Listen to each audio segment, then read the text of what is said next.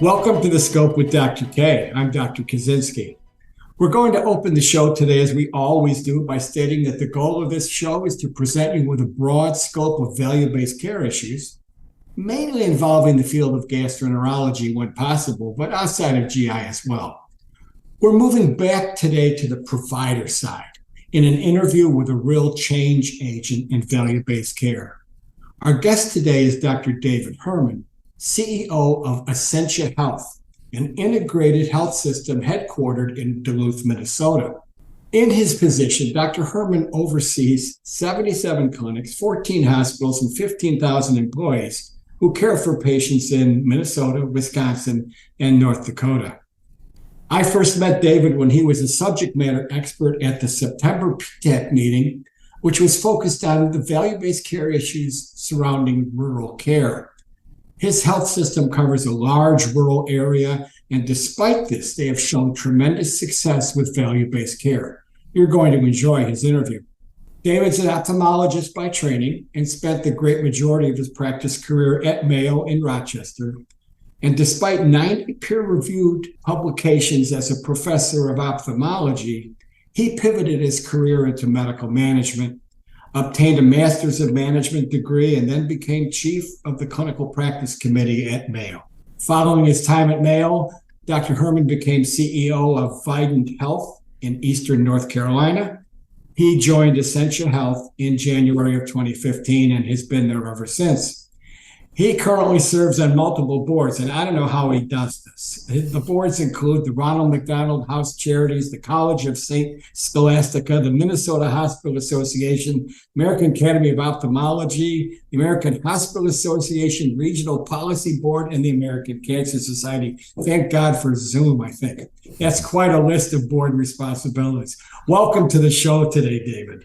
Well, thank you very much, Larry. It's good to see you again. Yeah, we're gonna really pick your brain over the next 30 minutes. To start out, I usually like to start each podcast by allowing the guests to introduce themselves to the listeners. I know I said all those things, but tell us about yourself in your own words. How did you get to where you are today? You know, it's been an interesting journey. You know, in this role, you'll sit down with people that are early in their career, and they'll say, tell me how you planned out your career to get where you are. And I tell them that's impossible because there really has not been a plan on this. I grew up in International Falls, Minnesota. Your listeners are probably familiar with International Falls through weather reports, where oftentimes it's the coldest place in the lower 48. Went to college, got my degree from the University of Illinois, and then medical school at Mayo Medical School, my residency at Mayo, and then I did a fellowship out at NIH in Bethesda, Maryland. It's been a wonderful journey. I've had the opportunity to interact with many mentors in my career, got a lot of great advice and a lot of wonderful role models along the way. I would say my biggest motivator is I like the people I work with. I like the job that I do, and I really feel that my job is a privilege, and that all of us in healthcare are privileged to serve the people that we serve. That's very, very laudable and totally consistent with everything I've gotten to know about you. But what I was intrigued with is, after a distinguished career as an academic physician and ophthalmologist, what drove you to get an MBA and move into an administrative role? So even before I got my MBA, I had the wonderful opportunity to assume many administrative roles at Mayo. And the reason I decided to get my master's was because it's like there's a language that comes with this. And I can't say that it was the knowledge that really drove me to that, but what it did is it really allowed me to change my thinking. You can change your hat and understand what people are saying and understand a broader context. One of the things that my wife says is, one of the things you've done is you've taken the job that nobody wanted and turned it into the job that everybody wanted. So as you can tell by the boards that I serve on, I have a hard time saying no. But the difficult challenges are the ones that intrigue me the most, or the ones that I feel that I can learn the most, and the ones that I feel that working with the right people, you can make the biggest difference. Well, you certainly have done that. So let's pivot a little bit here. Tell us about Essentia Health. I was very impressed with your presentation at PTAC, and really that's why I wanted to get you on the show. But tell us about Essentia Health and its commitment to rural health. So we're based here in Duluth, Minnesota, which is where I am right now. But we provide care in some of the most rural areas in the lower 48 in the United States. So northern Minnesota, northwestern Wisconsin, and then North Dakota from Fargo all the way to Bismarck. And what's great about that is that we have an opportunity, as our mission is, to truly make a healthy difference in people's lives. And one of the things I tell my team consistently is that the people that we serve, if we don't serve them and serve them well, they likely don't have a choice to go someplace else. And so if something happened to our care providers in many of the communities we serve, those communities would not have the care within those communities. So it's very much incumbent upon us to be there, be present, and be local, and provide the highest quality care we possibly can. And so we're very proud to say that Minnesota is one of the leaders in quality. They have a program that's Minnesota Quality Measures, where there's multiple different care measures and outcome measures. And through the great work of my colleagues and in the way that they make it their daily work and their standard work, we lead the state in that.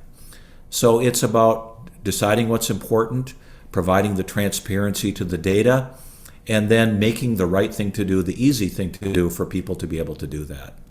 And then having the right people do it. I think I shared with you a fact that at Sonar, we get access to cost data through Blue Cross Blue Shield in Minnesota. And looking at the control group, Essentia showed up in our control group. And despite the fact that you're providing care in rural areas where it's more difficult to provide for multiple reasons, you beat the pants off the averages. You showed that you could provide that care more cost effectively than is provided in major metropolitan areas. So, this was something that really got my attention. Your personal role. What does David Herman do on an everyday basis at Essentia? What is your personal responsibility? So I firmly believe that one of the important parts of the CEO is to set the tone at the top. And the CEO is probably the primary steward of a culture in any organization. The great thing about culture is that it's very durable. One of the challenging things about culture is that it's very durable. Yeah. And so in order to move from this world where we just get paid by the click and we take care of people as they come in the door, we have had to make that shift to say, we're going to know who our patients are, we're going to know what they need, and then what we're going to do is we're going to get them what they need before they ask us to do that. And so that's required a little bit different thinking in the way that we do things. We were early to the volume to value game back in 2011. In 2016, we had an opportunity to say, okay, are we willing to go Medicare Shared Savings Track 3? And for the listeners, in Track 3 of Medicare Shared Savings, there's upside risk and downside risk. Mm-hmm. And when we looked at the systems that we had in place to be able to participate in that and be willing to accept downside risk, we found that we did not have many of the things that you need, care management, the data, to be able to do that and do that well. And so we said, if we do this, if we make this jump, we could lose a significant amount of money this year. But what we said is, unless we make the jump, we will not do that. So what we said is, we're going to commit to this. We're going to jump in with both feet. As an organization, we will book that loss that we anticipate with what we have right now, and we will work this year to make sure that we don't have that loss. And by inspiring people, providing people with the transparency to their data, as an example, anyone in our organization can reach out at this moment right now and see where they are on the clinical quality dashboard. They can also see where everybody else in the organization is on the clinical quality dashboard by name. And so if you're not doing what you feel is your potential to do, you can reach out to a colleague and say, tell me how you do that. But by building that, first committing to it, building it, and making it transparent, every year we've beat our goals and CMS's goals in that Medicare Shared Savings Program from a financial standpoint, a cost of care standpoint, and from a quality of care standpoint. And then we've just built upon that framework to then move to commercial, to move to Medicaid by caring for people before they need it, making sure they get the preventive care that they need. And we also screen for health-related social factors. How do we work with the communities to help just make people healthier? Our hospitals are full today, Larry. There's nobody in there that wants to be in there. Everybody's looking forward to the day that they get out. Well, you make it sound so easy. Okay. I listened to your presentation and I heard you talk about food deserts and broadband connectivity issues, the household income issues. I know you make it seem easy by what you just said, but there's a lot of blocking and tackling you're doing along the way. Tell the listeners about this. So in rural America, there's a variety of challenges. First, as everyone would expect, that the distances are vast. So if you're in Ely, Minnesota, and you need to see a cardiologist today, it can be at least a 2-hour drive. And it's 2 hours when the roads are good, and it can be 4 hours when the roads are bad. So there's those distances. They also have a tendency to be older, less education, less income, and at baseline, less healthy. So knowing that and understanding that and making a commitment to it, then you design your care around those things that are just facts of life for those of us that are privileged to serve those people. And then you say, how do we make it easier? How do we make it more effective? How do we make it more durable? So when someone sees us, how do we make sure that they're getting the care that they need even when they go back home?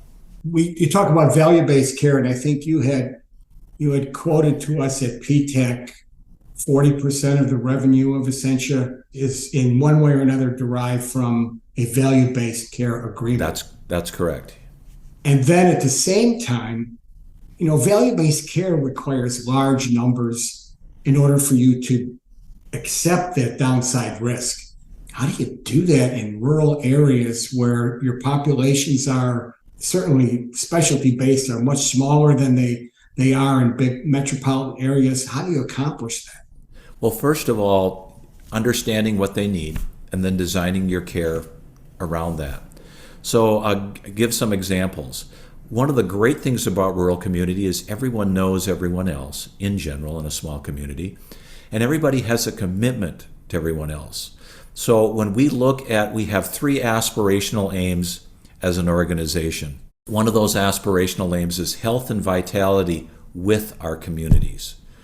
In collaboration with our communities, when we do the community health needs assessment, we take that something very, very seriously and do it collaboratively with our communities. So we learn from them what their challenges are and what they can do to help us close those challenges together with us and then partner with them. When I first came here, we have a giving program that we give to organizations with communities, and we gave it to a lot of different organizations. What we decided we would do is we would change our strategy on that we would give it to organizations that had a health focus, and we would give it in chunks that were large enough for them to make a difference, and then we would have accountability measures, what we could do to help them, coach them, what we could learn from them to be able to go that forward. So we have over 600 community partners across the footprint that we have I think I mentioned during my PTAC visit that at each primary care visit, we screen our patients for health-related social factors, financial insecurity, food insecurity, and transportation insecurity. And then when we get that information from them, we then have a program that we use called Resourceful, which we then help them navigate and try to get those services within those communities. And then through Resourceful and those community partners, we actually can close the loop to find out, did that person actually reach out and make that connection and get the care that they need? So we love to partner with our communities because they have the same interests that we have. I'm going to break here for a second. If you've just tuned in, you're listening to The Scope with Dr. K. Our guest today is Dr. David Herman, CEO of Essentia Health. You mentioned in your PTAC presentation your 3 A's. Mm-hmm. Tell us about that. Well, the first one is analytics. We have a tremendous amount of data within our EHR about our patients. We partner with both CMS and commercial insurers to get as much information from them as we can. And we use that analytics to try to determine where the gaps are. The second A to that, Larry, is action. When we find the gaps, we say, what are the actions that we need to take, either by ourselves, along with a community partner, or by informing a community partner of where that gap is, what that action is going to be. And then the third A is accountability. How do we measure the results that we get from the interventions that we use? How do we then hold ourselves accountable for the results that we wanted to get? And then what we continually do is tweak that along the way. So if we noticed a gap through our analytics, if we took an action and that action didn't close the gap because we were able to go back from the accountability, okay, what's next? Mm-hmm. Everything you try is not going to work. Let's move it fast, let's have it fail fast, and then let's say, okay, what's next? The nice thing about when plan A doesn't work, Larry, is there's another 25 letters to the alphabet. We'll go to plan B, C, or D, and we'll learn from those. It's a continuing learning process, and that's really what it makes it so exciting to be able to do this. And then when you get to measure the impact on the health of a community, measure the impact at a community level, measure the impact at the individual level, we actually, through our clinical quality dashboard, I'll use, since many of your viewers are GI, we actually measure how we do in colon cancer screening. And then what we will do is compare ourselves to the state average, what percentage of our patients that we've agreed to, we're going to work with, have their colon cancer screening, and then we will interpret that back to life years saved for our providers. So it's not just a number, it's a person. That person is likely our neighbor in one of these communities. And the fact that we were able to do colon cancer screening well above the state average makes a definite impact in the people that we're privileged to serve. They'll get to have more birthday parties. They'll get to see their children or grandchildren graduate from high school or college or go to the weddings. Making that personal, I think, is an important way to do this as well. Well, you brought up the GIs, so I have to build upon that a little bit. Most gastroenterologists around the country are really not receiving very, very much of their compensation from value-based care. They are predominantly fee-for-service providers, and moving the needle with them becomes very, very difficult unless that payment structure is disrupted. I asked you a question about this at the PTAC meeting, and you gave me an answer that had to do with the fact that you were capacity limited in your specialty, most of your specialties. So how does that help you build value-based care with your specialists? So you can either be capacity limited, meaning you have more demand for your services than you have the capacity to serve, and that's very common in rural areas, or you can be demand limited. There's a lot of, let's suppose in an urban area, there's a lot of competition among GI groups for those patients. We are capacity limited. So when we can take better care of a patient and they don't need our medical services today or tomorrow, that allows us to provide access for someone else to access those services. So when you think about having a healthy population and you think about healthcare within a population, it really starts from a patient standpoint at access. So if we take great care of a patient and we had 5 visits last year and they only need 2 visits this year, and we push really, really hard to make those virtual visits because those distances can be so vast, that doesn't leave us with 3 empty appointments this year. This leaves us with 3 appointments where we can better serve the population that we're privileged to serve. So if I was a gastroenterologist working for Essentia, how am I compensated? Am I predominantly paid on a RVU basis? Do you have incentives built into my payment structure for certain value-based metrics? We do not. We used to have a value-based care bonus depending upon how you, mostly primary care, did this, and it didn't work because people want to do the right thing anyway, and paying someone who's already busy extra to do the right thing probably doesn't. And if they don't meet that target, even though it's a bonus, it feels as if it's a takeaway. So we said, we're not going to do that anymore. What we're going to do is and there are a variety of different compensation models here at Essentia. There are some specialties that everybody makes the same because they're all supporting each other within that. And then there's some that are RVU based. But what we'll do is we'll make the right thing to do the easy thing to do. So on a colonoscopy standpoint, the input for that patient is generally in the primary care office. If the patient shows up and they're late they haven't had their colonoscopy, it shows up on the primary care provider's screen that this person's due for their colonoscopy. And to schedule that, all they have to do is click. If the patient isn't coming in, what we do is we will have scrub that medical record, and we have people that work within the organization that reach out to that patient and says, you're due for colon cancer screening. And it can be the FIT test, it can be Cologuard, it can be colonoscopy, depending on what the patient qualifies for. How can we get that to you? How can we get you set up with that? So it doesn't take as much effort if you build the systems that support that. You can use your expertise as a primary care provider, speaking with the patient, hearing about their lives, addressing their problems, and not have to scrub that chart and go back and say, does this person need a colonoscopy? Do they need a mammogram? You name it. The gastroenterologists then that are at Essentia are probably so busy because you're capacity restrained.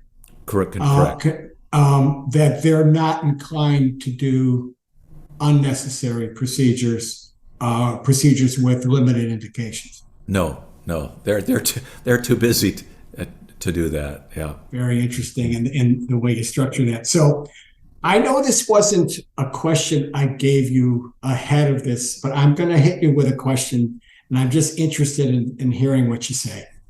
You've done a lot of things, David, and you've done a lot of them very, very well. And Essentia has really moved the needle. Where are you going? Where would you like to take this from here? Well, I think that let's just talk about rural healthcare and rural areas in general.